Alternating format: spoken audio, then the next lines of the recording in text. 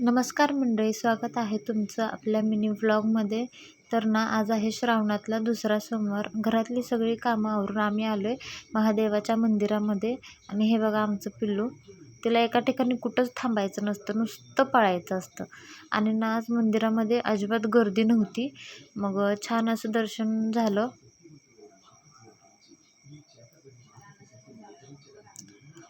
दिव्यामध्ये तेल ओतलं, अगरबत्ती लावली, बेलफुलं तिथे वाहिली आम्ही महादेवाच्या पिंडीला. आणि मंदिरामध्ये आल्यावर किती मन प्रसन्न होतं ना. त्यात आज मंदिरामध्ये अजिबात गर्दी नव्हती, म्हणून म्हटलं थोडा वेळ बसावं मंदिरामध्ये. मग ना, पिल्लूचं इथं फिरणं चालूच होतं.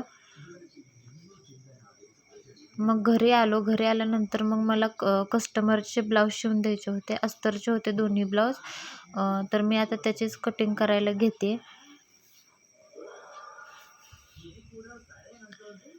तर इथं कटिंग करून झालेलं आहे. आता ब्लाऊज पण इथं शिवून झाला आहे माझा.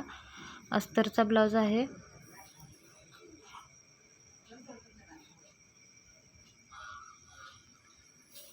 हे बघा, एक ब्लाऊज शिवून झाला आहे. आता ना, मी लगेच दुसरा पण ब्लाऊज शिवायला घेणार आहे. दुसरा पण ब्लाऊज शिवून झाला आहे. त्याला गोट घालते मी आता. तर हे बघा, आज शिवलेले 2 ब्लाऊज.